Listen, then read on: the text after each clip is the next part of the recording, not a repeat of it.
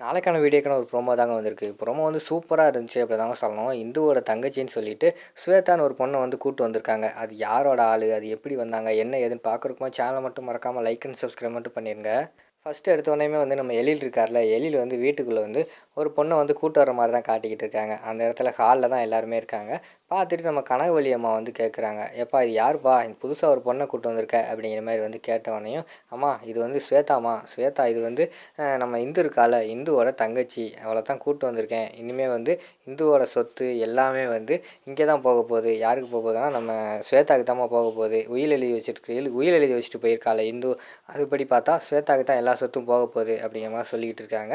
இங்கிட்டு பார்த்தா நம்ம சுடருக்கு வந்து பயங்கரமான ஆச்சரியம். என்னடா இது, நம்ம தான் அவங்களோட தங்கச்சி, ஆனால் பார்த்தோம்னா இப்போ ஒரு ஸ்வேதான்னு ஒரு பொண்ணு வந்திருக்காளே, என்னடா இப்போ உண்மையும் வெளியில் சொல்ல முடியாது, சொன்னாலும் யாரும் நம்ப மாட்டாங்க, நம்ம என்ன பண்ணுறது அப்படின்னு சொல்லிட்டு அந்த இடத்துல அவங்க வந்து யோசிச்சுக்கிட்டே இருக்கிற மாதிரி தான் காட்டுறாங்க. அந்த இடத்துல வந்து நம்ம சுடர் இருக்காங்கள்ல, சுடர் வந்து கேட்குறாங்க, "சார் நல்லா விசாரிச்சிங்களா? இது யார்? இது வந்து இந்து அக்காவோட தங்கச்சி தானா? நீங்கள் பாட்டில் யாரையாவது கூப்பிட்டு வந்து சொத்தை முழுக்க கொடுத்துறாதீங்க." அப்படிங்கிற மாதிரி சொல்லிக்கிட்டு இருக்காங்க. "ஏய் சுடர், நான் நல்லா விசாரித்து நானும் மனவும் சேர்ந்து தான் விசாரித்து தான் கூப்பிட்டு வந்திருக்கோம் சரியா?" அப்படிங்கிற மாதிரி சொல்லிக்கிட்டு இருக்காங்க.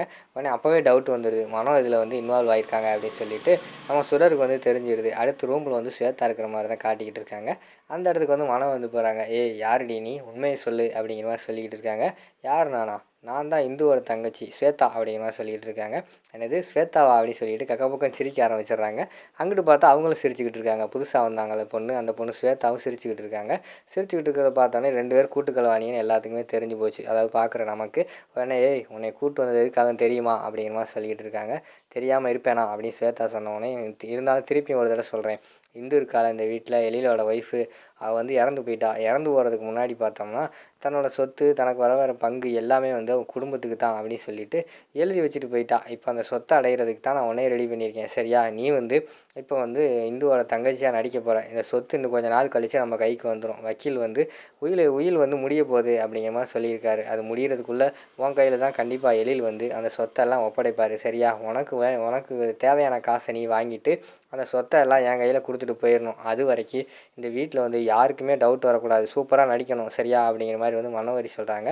"சரி மேடம், நான் பார்த்துக்கிறேன், யாருக்குமே டவுட் வராத மாதிரி நான் பட்டையை கிளப்பிடுறேன்." அப்படிங்கிற மாதிரி வந்து அவங்க சொல்லிக்கிட்டு 2 பேரும் கை குலுக்கிட்டு சிரிச்சுக்கிட்டு இருக்கிற மாதிரி தான் காட்டுறாங்க. அதோட பார்த்துக்கிட்டிங்கன்னா அந்த ப்ரோமோ வந்து முடிச்சிடுறாங்க.